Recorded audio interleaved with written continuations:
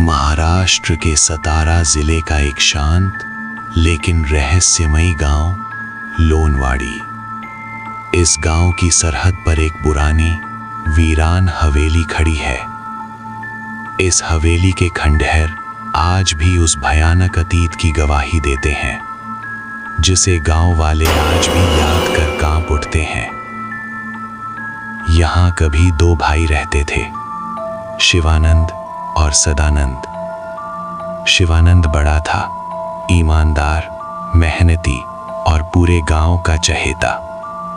वहीं छोटा भाई सदानंद भीतर ही भीतर ईर्ष्या की आग में जल रहा था।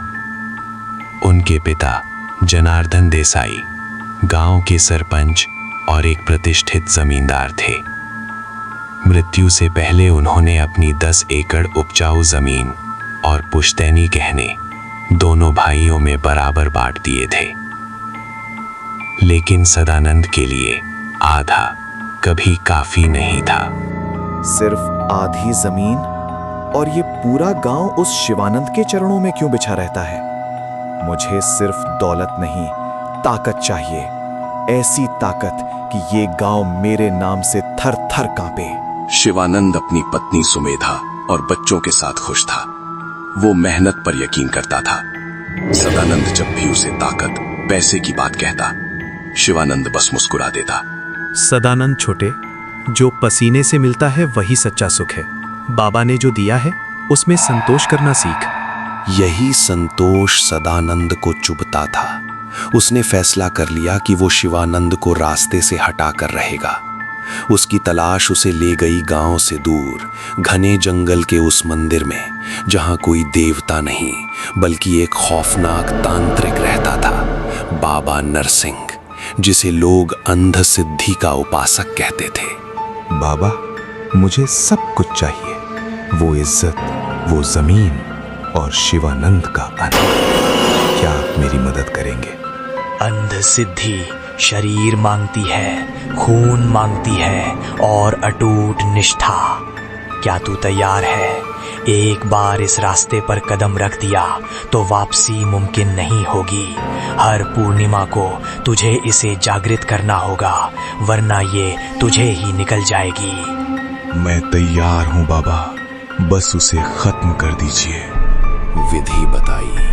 पहली रात बकरी के खून और शिवानंद के खेत की मिट्टी से एक घेरा बनाया गया। दूसरी रात शिवानंद का नाम लेकर मारण मंत्र पढ़े गए। तीसरी रात पीपल के पत्ते पर कालिख से उसकी किस्मत बदली गई। चौथी रात एक काले कौवे की बलि दी गई और उसका खून सदानंद के माथे पर तिलक की तरह लगाया गया। और पांचवी रात शमशान की राख से उस काली शक्ति को शरीर में प्रवेश कराया गया। सुन सदानंद, अब अंध सिद्धि तेरे साथ है, लेकिन याद रखना, हर पूर्णिमा को तुझे पीपल के नीचे दिया जलाकर उसकी पूजा करनी होगी। अगर तू भूला तो तेरा अंजाम रूह कंपा देने वाला होगा। कुछ ही दिनों में शिवानंद की हालत बिगड़ने लगी। उसे रात में अजीब आवाजें सुनाई देती। वो खुद को नोचता और चिल्लाता। सुमेधा ने वैद्यों और डॉक्टरों को बुलाया, पर किसी को समझ नहीं आया कि शिवानंद को क्या बीमारी है।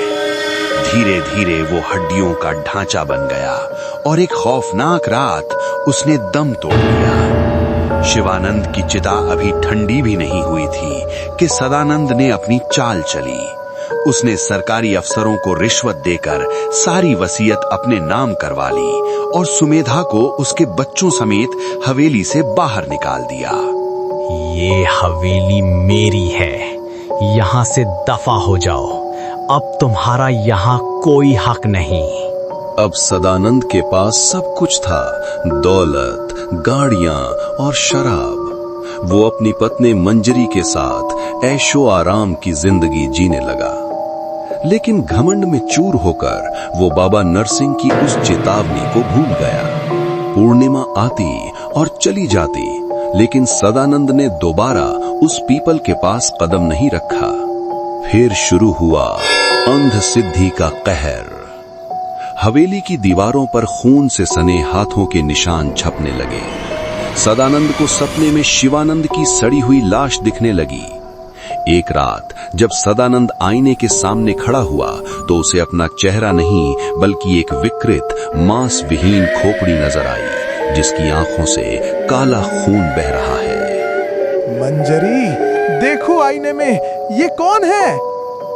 तबाही यहीं नहीं रुकी। मंजरी गर्भवती थी, लेकिन अस्पताल में बच्चे को जन्म देते ही उसकी मौत हो गई और 3 दिन के भीतर उस मासूम बच्चे ने भी दम तोड़ दिया।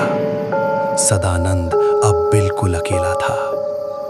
पागलपन की हद तक डरा हुआ वो भागकर बाबा नरसिंह के पास पहुंचा। बाबा, मुझे बचा लीजिए, मंजरी चली गई, मेरा बच्चा भी चला गया।